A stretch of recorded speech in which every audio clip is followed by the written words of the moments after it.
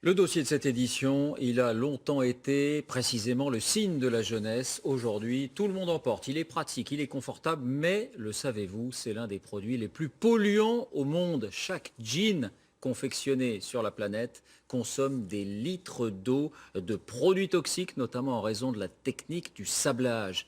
Mais les choses sont peut-être en train de changer. Jean, l'envers du décor, dossier réalisé par Sophie Rodier et Loane Martin avec notre bureau à Pékin. C'est le vêtement le plus porté dans le monde. Il s'en vend 2 milliards chaque année sur la planète. Rien que pour la France, c'est 63 millions.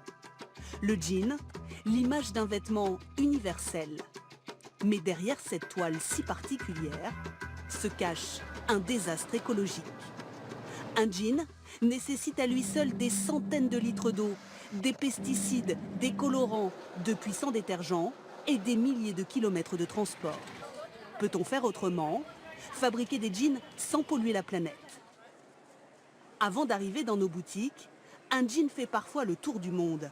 C'est un puzzle industriel. Coton cultivé en Inde, filature au Pakistan, teinture en Chine, et puis confection délavage en Turquie. Les fermetures éclair, elles, peuvent venir du Japon. En tout, 65 000 km pour un pantalon. Le côté sombre de cette industrie, c'est ici, à Xintang, en Chine, qu'on peut le voir. C'est la capitale mondiale du jean. Dans les rues, l'eau est d'un bleu qui n'a rien de naturel. Ces ruisseaux, ce sont les eaux usées des usines. Chaque jour, 2 millions de ces pantalons sont fabriqués ici. L'un de ces ateliers nous a ouvert les portes. Les ouvriers teignent des vêtements. Les jeans sont imprégnés de colorants chimiques et sont manipulés à main nue.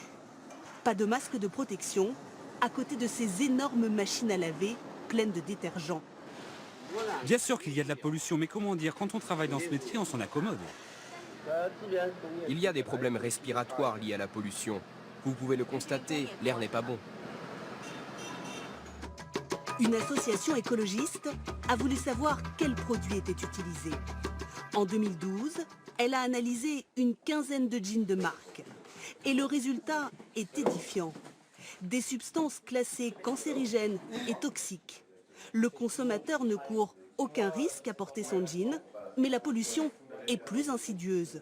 Vous allez mettre en machine votre jean, vous allez relarguer dans l'environnement en France des produits toxiques, des produits persistants dans l'environnement, des perturbateurs endocriniens qui vont avoir un impact sur la qualité de l'eau, sur la faune, mais qu'on va finir par retrouver également dans la chaîne alimentaire et dans le corps humain. Depuis ces tests, les marques de jeans incriminées se sont engagées à ne plus utiliser de produits chimiques dangereux d'ici 2020 et à mieux contrôler les ateliers. Mais est-il possible de fabriquer des jeans sans polluer la planète? Ce jeune entrepreneur en est convaincu. À Romans-sur-Isère, dans la Drôme, il propose un jean 100% écologique.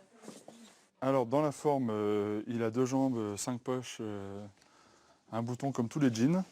Dans le fond, il est très différent. Ce jean est filé, teint, tissé, confectionné en France. Par ailleurs, il est en coton bio. Donc en fait, on s'assure que pour confectionner ce jean, les matières premières sont saines pour l'environnement. Thomas Huriez a lancé sa marque il y a 2 ans. 17 emplois créés pour fabriquer 1000 jeans par mois. Pour contrôler la qualité de ces jeans, pas question de délocaliser. Tous ces fournisseurs sont français. Nos jeans, ils sont teints et tissés dans la Loire ou dans les Vosges. Le denim est envoyé à Marseille, où nos jeans sont confectionnés. Entre les Vosges et Marseille, il y a peut-être 700 km à vol d'oiseau. Donc ensuite, il reste la distance jusqu'à nos clients, et celle-ci se rajoute, ça fait peut-être 1000-1500 km, tout confondu en parcours dans la France, qui est beaucoup moins que les 65 000 km que parcourt habituellement un jean. La teinture de ces jeans, par exemple, est réalisée à 150 km de chez lui, dans la Loire. En France, la réglementation est stricte.